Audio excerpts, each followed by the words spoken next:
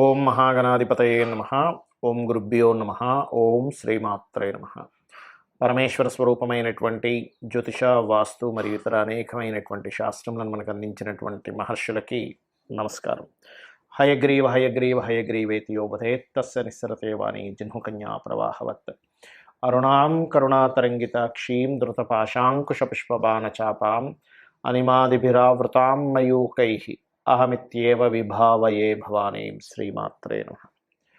ప్రేక్షకులందరికీ కూడా ఆ లలితాంబిక అమ్మవారి అనుగ్రహం పరిపూర్ణంగా కలగాలని స్ఫూర్తిగా కోరుకుంటూ, మనం ఈరోజు చాలామంది నన్ను అడిగినటువంటి ఒక ప్రశ్న ఏమిటి అంటే, మేము లైఫ్లో ఫైనాన్షియల్గా బాగా చితికిపోయి ఉన్నాము, మరలా మేము రీస్టార్ట్ చేయాలి అనుకుంటే పర్టికులర్గా ఏదైనా ఒక్కొక్క లగ్నం బట్టి లేదా ఒక్కొక్క రాశిని బట్టి ఫలానా వాళ్ళ ద్వారా ధనం తీసుకొని స్టార్ట్ చేయడం కానీ, లేకపోతే ఫలానా రోజు స్టార్ట్ చేయడం కానీ, ఫలానా దేవత ఆరాధన చేసుకుంటూ స్టార్ట్ చేయడం కానీ, మళ్ళీ నా లైఫ్ని కనుక రీస్టార్ట్ చేయాలనుకుంటే ఎటువంటి రోజు అంటే ఏ రోజు ఎటువంటి వాటిల్లోకి ఎంటర్ అవ్వడం ఇట్లాంటివి ఏమైనా ఉంటుందా అని.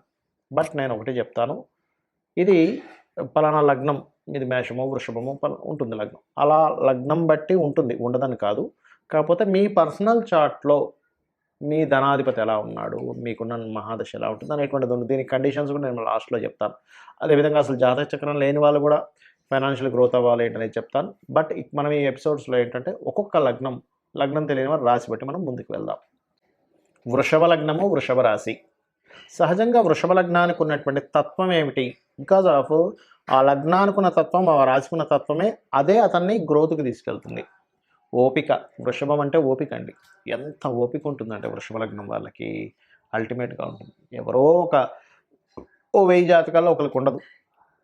బికాజ్ ఆఫ్ ఆ కారకుడు ఎవరైతే ఉన్నారో, వీనస్ ఎవరైతే ఉన్నారో అతను పాడవుతాడు.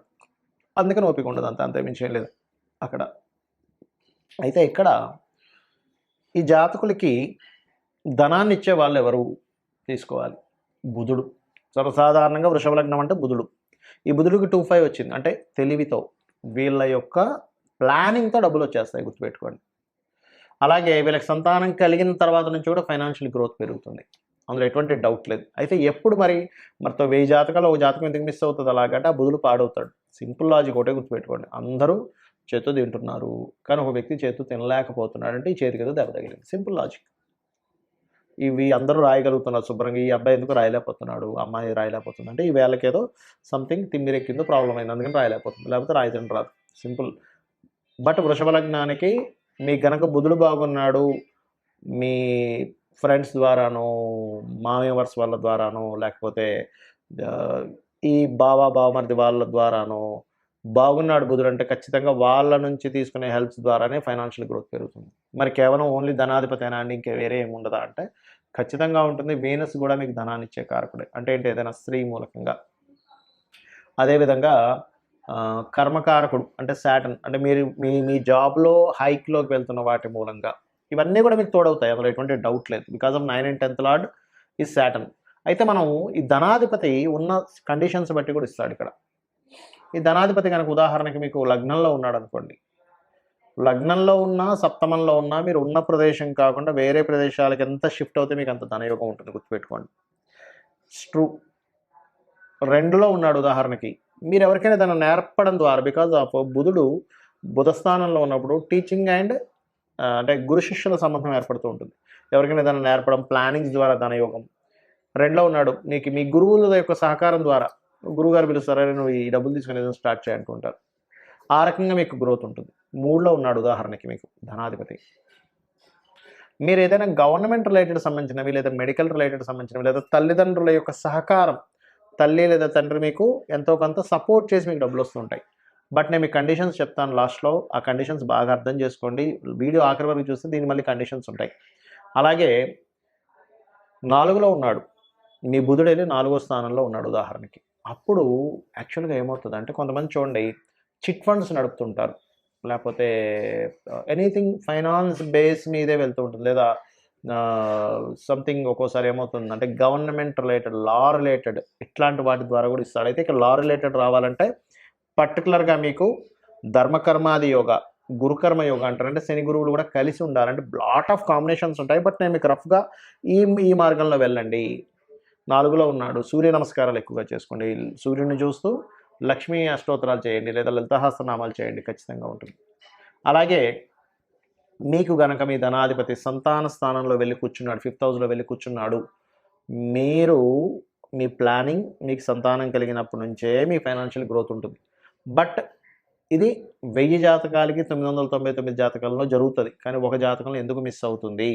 నేను చేసిన రీసెర్చ్ ద్వారా వాళ్ళ బుధుడు పాడవుతున్నాడు. సింపుల్ లాజిక్, ఏం లేదు. పాడైనందుకు కొంత మాత్రమే రాగలుగుతుంది, మిగతాది రావట్లేదు. ఎందుకంటే వీళ్ళకి సంతానము ధనము కనెక్ట్ అయింది, ఇస్తాడు అక్కడ. అలాగే మీకు ఒకవేళ మీ బుధుడు వెళ్ళి 6వ స్థానంలో ఉన్నాడు. చాలామంది ఏమంటారంటే ధనాధిపతి 6లో ఉన్నాడండి, మరి నాకు ఎట్లాగా అంటే వీళ్ళకి సీక్రెట్గా వస్తుంది డబ్బులు ఒకటి. రెండవది ఏంటంటే 6వ స్థానంలో ఉన్నంత మాత్రాన ధనం రాదనేం లేదు. 6వ స్థానం కూడా నిత్య జీవితమే, మనీ మేకింగ్లో వన్ ఆఫ్ ది పార్ట్ అది. కాబట్టి నో నీడ్ టు వరీ. కాకపోతే మీరు ఇక్కడ శని భగవానుడికి ఎక్కువ ఆరాధన చేసుకోండి, పెద్దవాళ్ళ బ్లెస్సింగ్స్ తీసుకోండి, ఖచ్చితంగా మీకు ఉంటుంది. ఇక సప్తమంలో ఉంటే విదేశాలు వెళ్ళడం వల్ల అని చెప్పాను. అష్టమ స్థానంలో ఉంటే పర్టికులర్గా ఇక్కడ ఏంటంటే 8th హౌస్లో ఉన్నాడు బుధుడు, మీకు వృషభ లగ్నమైంది అని అనుకున్నప్పుడు పర్టికులర్గా ఇక్కడ కూడా ఏదైనా మీరు నేర్పడం ద్వారా 9th హౌస్లో ఉన్నాడు, అంటే మకర రాశిలో ఉన్నాడు మీకు బుధుడు ఉదాహరణకి. అప్పుడు కూడా మీకు కలిగేటువంటి ఫలితాలు ఏంటంటే కొంచెం మకరంలో ఉన్నప్పుడు 2వ అధిపతి కనుక వెళ్ళి ఇది కొంచెం ఏదైనా మీరు గవర్నమెంట్ సెక్టార్స్లో ట్రై చేస్తే కూడా ఇస్తాడు ఇక్కడ. కాకపోతే ఉన్న ప్రదేశం కాకుండా లాంగ్ జర్నీస్ చేయాలి. భాగ్యం అంటే దశమం కుంభంలో ఉన్నాడు ఉదాహరణకి మీ బుధుడు వెళ్ళి. కాకపోతే ఈ బుధుడు ఎంతసేపు ఏంటంటే ఎనీథింగ్ మార్కెటింగ్ బిజినెస్ ఈ రూట్లోనే ఇస్తాడు, గుర్తుపెట్టుకోండి. బికాజ్ ఆఫ్ దాని బేస్ అక్కడ ఉంది. సో ఈ రకంగా ట్రై చేసుకోవాలి. కుంభంలో ఉన్నాడు, ఇది కూడా కొంచెం మార్కెటింగ్ బేస్, మార్కెటింగ్ బిజినెస్ బేస్లోనే ఇస్తాడు. అలా కాకుండా లాభంలో ఉన్నాడు ఉదాహరణకి మీ బుధుడు, అప్పుడు కూడా మీకు పర్టికులర్గా సంతానం మూలంగానే ఇస్తాడు, ఎందుకంటే సంతాన స్థానాన్ని చూస్తాడు కాబట్టి. ఇక్కడ నేను మీకు కొన్ని కండిషన్స్ కూడా చెప్తాను. ఏమిటది అంటే అందరూ చేసుకోవాల్సిన ఫస్ట్ అసలు మంత్రం ఏమిటి? ఫైనాన్షియల్గా నాకు రావట్లేదండి, ఓం సంపత్కరీ సమారూఢ సింధుర వ్రజసేవితాయే నమః. లేదు బాగా అప్పులున్నాయి, గొడవలున్నాయి, ఆ గొడవలు తీరిగితే కానీ నాకు డబ్బులు రావంటూ ఉంటారు. అలాంటప్పుడు నవవిద్రుమ బింబశ్రీ ఞక్కారి రతనచ్చద, దీనికి ముందు ఓము లాస్ట్లో నమః కలుపుకోండి. ఓం నవవిద్రుమ బింబశ్రీ ఞక్కారి రతనచ్చదాయే నమః. అయితే ఇక్కడ మనకు కొన్ని కండిషన్స్ ఉంటాయి. ఏమిటది అంటే ప్రతి మనిషికి కూడా ఫైనాన్షియల్గా మంచి స్టేజ్కి వెళ్ళాలని అనిపిస్తుంది, అనిపించాలి కూడా. మనకు శాస్త్రాలు కూడా చెప్పింది ఏమిటంటే పురుషుడు ఖచ్చితంగా 1 సంవత్సరం సరిపోయేంత ధనాన్ని అతను ఎప్పుడూ క్యారీ చేస్తుండాలట. అది కూడా ఎవరు? గృహస్థు, సన్యాసుల గురించి కాదు నేను చెప్పేది. గృహస్థు ఖచ్చితంగా ఒక 1 ఇయర్ సరిపోయేంత మనీని ఆయన దగ్గర ఉంచుకుంటే ఫ్యామిలీకి ఏమీ జరగకుండా ఉంటుంది. ఇవాళ రేపు మనం చూసుకున్నట్లయితే ఏ రోజుకి ఆ రోజే పరిస్థితి, ఏ నెల కానాలే పరిస్థితి ఉంది. మరి అంత మనీ మన దగ్గర ఎప్పుడు ఉండాలి, నిల్వ ఉండాలి అంటే మీరు చేయవలసినటువంటి కొన్ని మనకు తెలియకుండానే కొన్ని తప్పిదాలు చేస్తూ ఉంటాం. ఏమిటవి?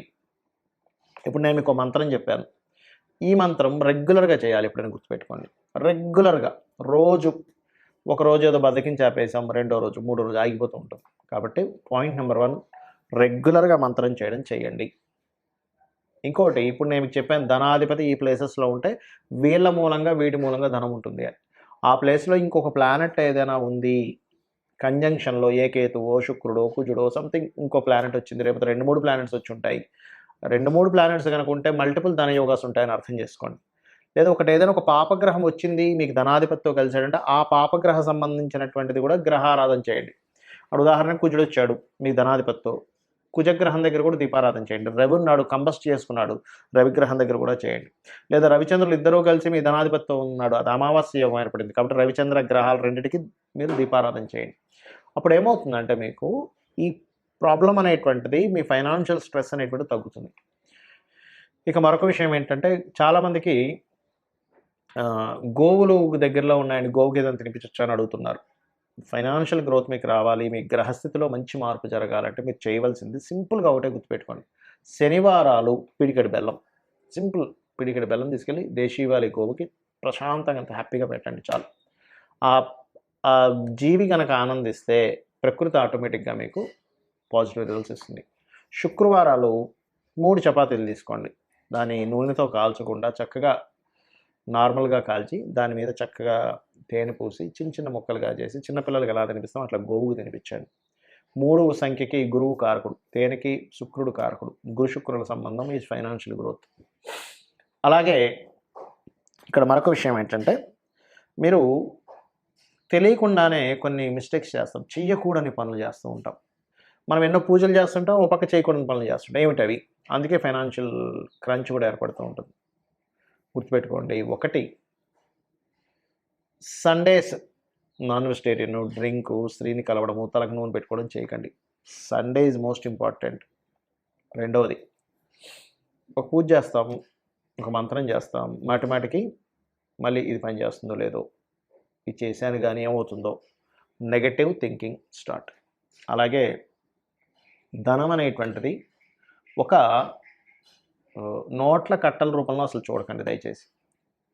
ధనం దేన్ని ఆశ్రయించి ఉంటుంది? ఒక స్కిల్ని ఆశ్రయించి ఉంటుంది. డబ్బులు ఎప్పుడు కూడా ఒక స్కిల్ని ఆశ్రయించి ఉంటుంది. మీకు డబ్బులు ఎక్కువ కావాలి అంటే ఎక్కువ స్కిల్స్ నేర్చుకోవాలి. ఇది మెయిన్ పాయింట్. మీ దగ్గర పలానా ఇది ఉంది, ఒక బిజినెస్ మ్యాన్ దగ్గరికి వెళ్ళి మీరు చెప్పారు, నా దగ్గర ఒక గొప్ప ఐడియా ఉంది, దీని ద్వారా మీ యొక్క బిజినెస్ డబల్ అవుతుంది అన్నారు. వెంటనే అతను మిమ్మల్ని, అవును అయితే నువ్వు నా దానిలో కొంచెం జాబ్ చేసి చూపించు అంటాడు. మీరు చూపించగలిగారు, ఏమవుతుంది? మీ యొక్క వాల్యూస్ పెరుగుతాయి. అంటే ఏమిటి? డబ్బు సంపాదించాలంటే ఎవరైనా కానీ స్కిల్స్ పెంచుకుంటుండాలి. దీని బీజం అది. ఇంకోటి ఏంటంటే, డబ్బుని చాలామంది ఏం చేస్తారు, ఒక రేంజ్లోకి వెళ్ళంగానే చప్పబడిపోతారు. అది చాలా పెద్ద మిస్టేక్. అరే నేను ఆ రోజుల్లో చాలా బ్రతికాను, దాని తర్వాత ఎందుకు నేను పతనం అయ్యాను అంటుంటారు. బికాజ్ ఆఫ్ అప్డేట్ లేకపోవడం. ఎప్పటికప్పుడు అప్డేట్ చేసుకోవట్లేదు వాళ్ళని వాళ్ళు. ఎప్పుడైతే మనం అప్డేట్ చేసుకోవడం ఆగిపోతామో, ప్రకృతి, ఈ వరల్డ్ అనేది ఆగదు, వెళ్ళిపోతూనే ఉంటుంది. మనం అక్కడ ఆగిపోయాం, ప్రపంచం ముందుకు వెళ్ళిపోయింది. ఇది గుర్తుపెట్టుకోండి. నేను చెప్పిన పరిహారాలు చేసుకోండి. 100% మీరు లైఫ్లో సక్సెస్ అయి తీరుతారు. ఇంకా ఎక్కువ సమస్యలు ఉన్నాయండి, అసలు మైండ్ పని చేయట్లేదు అంటుంటారు చాలామంది. అసలు ఏం చేయాలో అర్థం కావట్లేదు, షివరింగ్గా ఉంది, బోల్డ్ క్రెడిట్ కార్డ్స్ అయిపోయాయి, చాలా ఇబ్బందిగా ఉంది. ఉదయం సాయంత్రం 2 సార్లు లలితా సహస్రనామాలు యూట్యూబ్లో పెట్టుకొని చక్కగా జస్ట్ ధ్యానంలో కూర్చొని, ఇక్కడ ఆ కాన్సన్ట్రేషన్ ఇక్కడ చేస్తూ అలా కూర్చోండి. మీ మైండ్ ఫస్ట్ సెట్ అవుతుంది. ఎందుకంటే నేను చాలామందిని చూస్తుంటాను, బోల్డ్ అని అప్పులు, క్రెడిట్ కార్డులు వాడేసి, అది వాడేసి, ఇది వాడేసి, అవి ఎలా కట్టాలో అర్థం కాక వాళ్ళ ఫోన్ నుంచి తప్పించుకొని ఇలాంటివన్నీ పడుతున్నారు. అప్పులు మీకు పూర్తిగా పోవాలంటే ఓం అపర్ణాయై నమః ఈ మంత్రం చేయండి. ఖచ్చితంగా మీరు ఆ యొక్క అమ్మవారి అనుగ్రహంతో మరలా పూర్వ వైభవాన్ని మీరు పొందుతారు.